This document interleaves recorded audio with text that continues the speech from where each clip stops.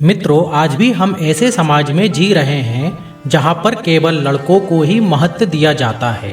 अधिकतर लोगों के घर में जब एक बेटी का जन्म होता है तब उनके सारे सदस्यों में मायूसी छा जाती है। और यह कुछ नहीं बल्कि हम मनुष्यों की अज्ञानता है जो लड़की को बोझ समझते हैं। लेकिन आपको यह जानकर हैरानी होगी कि लड़की का जन्म हर किसी के घर में नहीं होता है, बल्कि उसके घर में होता है जो भाग्यशाली होते हैं और अपने पूर्व जन्मों में पुण्य का काम किए होते हैं। और आज हम आपको इस वीडियो के माध्यम से यही बताने जा रहे हैं कि आखिर भगवान किसके घर में लड़की का जन्म लेने के लिए चुनाव करते हैं। तो दोस्तों, आप सभी का मेरे चैनल पर स्वागत है। और वह कौन से पुण्य कर्म है जिसके कारण इंसान बेटी का माँ बाप बनता है, आइए सब मिलके जानते हैं। दोस्तों, एक दिन जब श्री भगवान श्री कृष्ण से अर्जुन पूछते हैं कि हे माधव, किन कर्मों के कारण किसी के घर पुत्री धन की प्राप्ति होती है, अर्थात कैसे घरों में बेटियों का जन्म होता है, तब भगवान श्री कृष्ण अर्जुन से कहते हैं, हे पार्थ, अगर किसी घर में बेटे भाग्य से होते हैं तो बेटियां सौभाग्य से, और जो भी स्त्रियां पुरुष अपने पूर्व जन्म में पुण्य कार्य किए होते हैं उन्हें ही एक बेटी का माता पिता होने का सौभाग्य प्राप्त होता है। इतना ही नहीं, बेटियों के जन्म के लिए उन्हीं के घरों को चुना जाता है जो बेटियों का भार सहन कर सके, क्योंकि तीनों लोकों में स्त्रियां अर्थात बेटी ही ऐसी होती हैं जिसका भार हर कोई सहन नहीं कर सकता। वह बेटियां ही होती हैं जो इस सृष्टि को निरंतर चलाने के लिए अपना हर चीज निछावर कर देती हैं। हे अर्जुन, जिस दिन इस सृष्टि में बेटियों का जन्म लेना रुक जाएगा उस दिन से सृष्टि भी ठहर जाएगी और इस सृष्टि का अंत हो जाएगा। मित्रों, भगवान श्री कृष्ण की इन बातों को गौर किया जाए तो बिल्कुल सही है, क्योंकि इस सृष्टि में बेटियां नहीं होती तो किसी का भी वंश आगे नहीं बढ़ सकता। आपने भी कई लोगों को कहते हुए सुना होगा कि जिस घर में बेटी का जन्म होता है वहाँ घर स्वर्ग के समान होता है, क्योंकि बेटा तो केवल एक ही कुल को रोशन करता है, लेकिन बेटियां तो कुलों को रोशन करती हैं। माता पिता के घर वहाँ एक बेटी के रूप में अपना उत्तरदायित्व निभाती है, तो ससुराल आकर बहू के रूप में अपने पूरा कर्तव्यों का पालन करती है। दोस्तों, आजकल आप ये सुनते ही होंगे, बेटियां या परिवार अगर उनके घर में किसी की मृत्यु हो जाए तो वह पिंडदान नहीं कर सकती हैं, लेकिन यह बिल्कुल भी सही नहीं है, क्योंकि रामायण में बताया गया है कि प्रभु श्री राम के पिता राजा दशरथ की जब मृत्यु हो गई थी तो माता सीता अर्थात राजा दशरथ की बहू ने ही उनका पिंडदान किया था, जिससे उन्हें जन्म मरण के इस चक्र से मुक्ति मिल गई थी।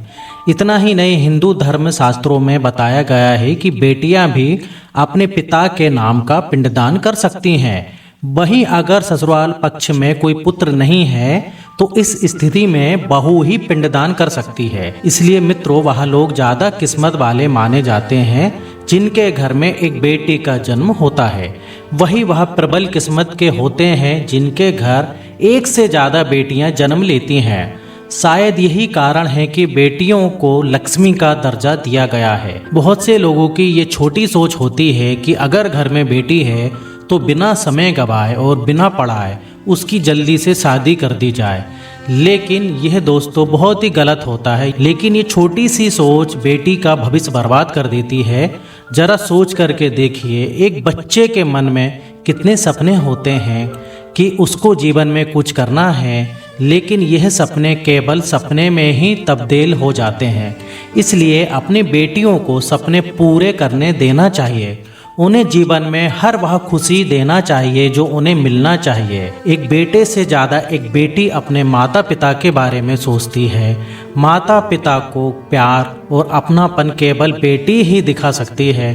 बेटी के जन्म को एक जश्न की तौर से मानना चाहिए। माता पिता को बेटी को हमेशा एहसास दिलाना चाहिए कि वह कितनी महत्वपूर्ण है और कितनी खास है।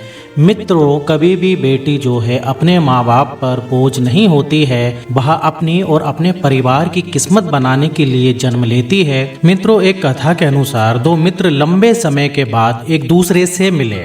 एक दोस्त ने दूसरे दोस्त से उसका हाल पूछा तो जवाब में उसने कहा कि मेरे हाल तो एकदम मस्त है, और हो भी क्यों ना, मेरे 2 बेटे जो हैं। तभी वह अपने दोस्त से पूछता है कि तेरे घर में कितने बच्चे हैं। दोस्त मुस्कुराते हुए खुशी से बताता है कि मेरे घर में 2 बेटियां हैं।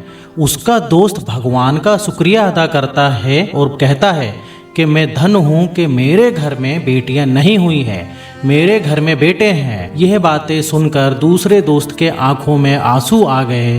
तभी उसकी बेटी पिता के मित्र से कहती है कि अंकल, भगवान हमेशा भाग्यवान को ही बेटी देते हैं, कभी गरीब को बेटी के रूप में माता लक्ष्मी नहीं देते। मित्रों, भगवान केवल उसी को पुत्री का सुख देते हैं जिनके अंदर पालने की क्षमता होती है, जो गरीब होकर भी बेटी को पाल सकता है। एक बार स्वामी विवेकानंद वैष्णो देवी की सीढ़ियां चढ़ रहे थे। बगल से एक किसान अपने बेटी को कंधे पर बिठाकर सीढ़ियां चढ़ रहा था। तभी स्वामी विवेकानंद बोलते हैं कि बाबा, आपको बेटी का बोझ लग रहा होगा तो मैं उठा लेता हूँ और मैं माता वैष्णो देवी के दरबार तक ले चलता हूँ। तब किसान ने स्वामी विवेकानंद से कहा कि बेटी कभी भी बाप के कंधे पर बोझ नहीं होती है। बेटी अगर बाप के कंधों पर हो तो वो हर बोझ को हल्का कर देती है। मित्रों, बेटियां कभी भी धन की भूखी नहीं होती हैं, वह सिर्फ मान सम्मान की भूखी होती हैं। अब आप यह जरूर सोच रहे होंगे कि कौन से कर्म करने के बाद किसी के घर में बेटी जन्म लेती है और उनके लिए लक्ष्मी का रूप साबित होती है। दोस्तों, गरुड़ पुराण में बताया गया है कि जब आत्मा को नया जन्म मिलता है तब आत्मा को उस शरीर के अनुसार व्यवहार में ढलकर अपने कर्म करने होते हैं। शरीर के जरिए कर्म करके ही एक आत्मा अपने जन्म के उद्देश्य को सार्थक बना सकती है, और निरर्थक भी यदि कोई पुरुष महिलाओं का आचरण करता है, स्वभाव में महिलाओं वाली आदतें ले आता है, वही काम करना चाहता है जो एक महिला को करना चाहिए, तो ऐसे पुरुषों की आत्मा अगले जन्म में स्त्री का शरीर धारण करती है। वहीं गरुड़ पुराण में बताया गया है कि यदि कोई व्यक्ति मृत्यु के अंतिम समय में स्त्री को याद करते हुए मरता है तो वह अगले जन्म में एक स्त्री के रूप में जन्म लेता है। वही अगर अंतिम समय में भगवान का नाम लेता है तो वह मुक्ति के मार्ग पर चला जाता है।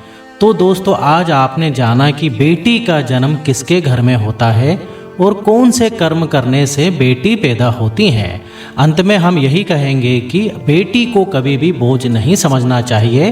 बेटी केवल भाग्यशाली लोगों के घर में ही जन्म लेती हैं। आज के वीडियो में बस इतना ही। आपको हमारी जानकारी कैसी लगी? अगर आपको हमारी जानकारी अच्छी लगे तो वीडियो को लाइक कर दें और चैनल को सब्सक्राइब कर दें।